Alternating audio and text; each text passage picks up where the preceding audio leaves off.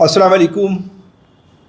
आइए व्यूअर्स, आज बात करते हैं एक बहुत ही आम सी दवा के बारे में, लेकिन बहुत ख़ास अफ़ाल वाली शरबत तमर हिंदी, इमली का शरबत, गर्मी के मौसम का शरबत। कहने सुनने में बहुत आम लगता है शरबत इमली का, लेकिन गर्मी के दिनों की ये एक नेमत है, एक बून है। इमली का शरबत, इमली सभी ने देखी होती है, जिसको वो टेमरिंड कहते हैं इंग्लिश में, अरबी में या यूनानी ज़ुबान में इसको तमर हिंदी कहते हैं। तो शरबत तमर हिंदी या इमली का शरबत। इमली का शरबत जब हम बनाते हैं तो इसके रेशो यानी इसका नुस्खा 3 तरह से चलता है। एक ये होता है कि 1 किलो इमली में 2 किलो शक्कर डाली जाती है। एक ये होता है कि 1 किलो इमली में 3 किलो शक्कर डाली जाती है। और एक ये होता है कि 1 किलो इमली में 4 किलो शक्कर डाली जाती है। 1 किलो इमली में 2 किलो शक्कर उस वक्त डाली जाती है जबकि इमली हम छिलके वाली लेते हैं, बीजों सहित लेते हैं, तब ये 1 किलो इमली में 2 किलो शक्कर डाली जाती है। और जब आप इमली सीडलेस लेते हैं, बीज निकाल देते हैं, छिलका निकाल देते हैं, सिर्फ गूदा होता है, तो 1 किलो इमली में आप 3 किलो शक्कर लेते हैं। और 1 किलो इमली में 4 किलो शक्कर हम उस वक्त लेते हैं जब हमें इसको थोड़ा सा और पतला बनाना होता है या कम कंसंट्रेशन वाला होता है, तो उस वक्त हमें डोज इसकी ज़्यादा देनी होती है। तो मैं जो बनाता हूँ अपने मतलब के लिए जो इस्तेमाल होता है वो 1 किलो इमली में 3 किलो चीनी वाला, जो कि बेहतरीन रेशो है, बेहतरीन रिज़ल्ट्स हैं, टेस्टी है, अच्छे नतीजे देता है। तो इमली का शरबत हम क्यों बनाते हैं और क्या करते हैं, इसके बारे में हम बात करेंगे, लेकिन पहले देखते हैं हम इमली का शरबत बनाने की तरकीब। तो आइए देखते हैं शरबत। ये देखिए व्यूअर्स, तमर हिंदी इमली टैमरिंड, और इसका बीज निकाल लिया गया है ताकि वज़न में एक्यूरेसी रहे।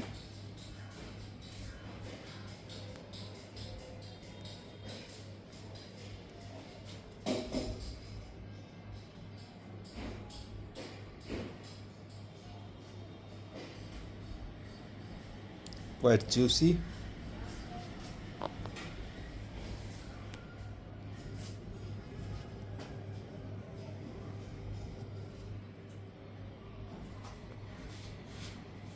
Four kg। और व्यूअर्स, आप ये देख सकते हैं पल्प इमली का बचा हुआ,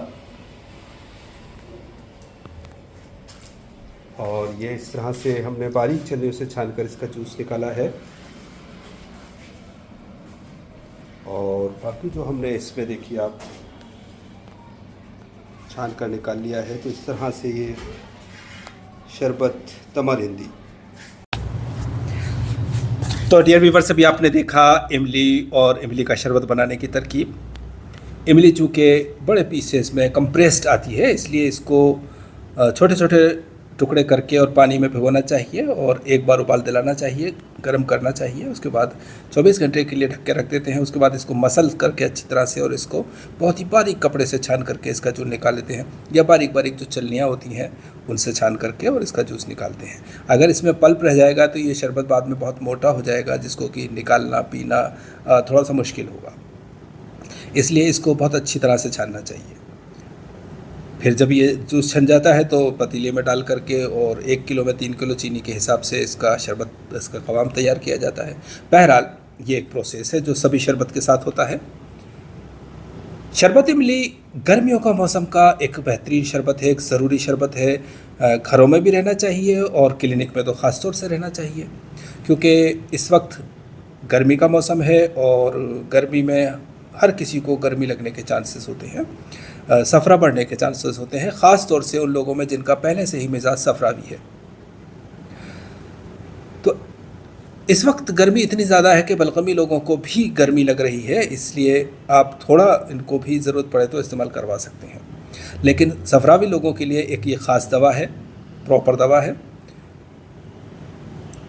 सफ़रा बढ़ने की वजह से गर्मियों के दिनों में जो सबसे बड़ी अलामत आती है, जो सबसे बड़ी एक कंप्लेंट आती है, जो एक इंडिकेशन सिम्टम होता है, वो होता है उल्टी का होना या उबकाई, नौशिया होना, वॉमिटिंग और नौशिया का। ऐसे केसेस में शरबत तमर हिंदी को अगर आप 30 ml शरबत तमर हिंदी थोड़े पानी में घोल करके या डायरेक्ट भी, दोनों ही तरीके हैं, पानी में घोल करके पिला सकते हैं आप सिप लेकर के धीरे धीरे धीरे, या डायरेक्ट लेकर के उंगली से चाट चाट के भी इसको खा सकते हैं, पी सकते हैं, ले सकते हैं। तो अगर ज़्यादा उबकाई उल्टी आ रही हैं तो इसको चाट कर लेना ज़्यादा मुनासिब होता है। किसी भी उल्टी की दवा को चाट करके लेना, जबकि उल्टियाँ ज़्यादा हो रही हों, पेशेंट परेशान हो रहा हो, ज़्यादा बेहतर रहता है। तो इस तरह से इसको दिन में 2 बार भी दिया जा सकता है।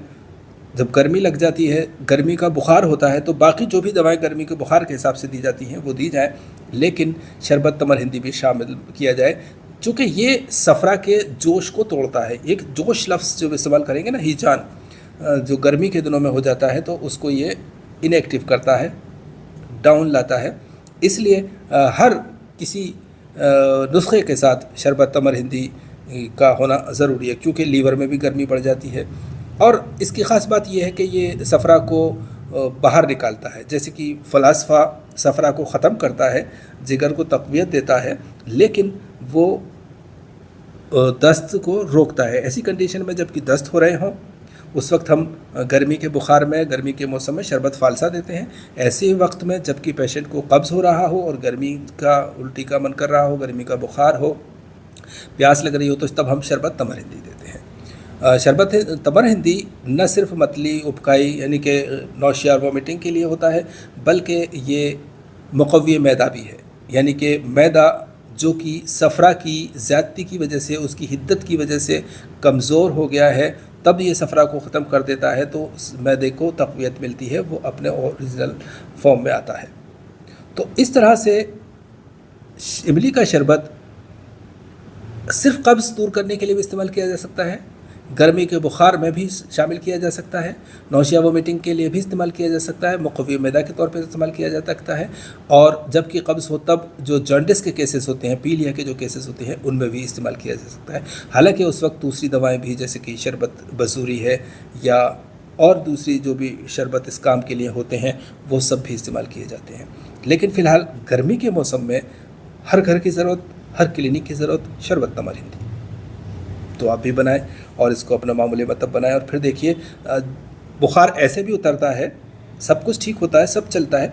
लेकिन अगर आप एक प्रॉपर सी चीज़ अपनी प्रैक्टिस में ऐड कर लेते हैं ना, तो जो आपके पेशेंट्स को जल्दी असर मिलता है और आपकी जो सक्सेस रेट है जो बढ़ जाती है, और जो स्पीड अप होता है रिकवरी का मामला, वो देखने काबिल होता है और वो ज़रूरी चीज़ होती है। तो फ़िलहाल इतना ही। अल्लाह हाफ़िज़।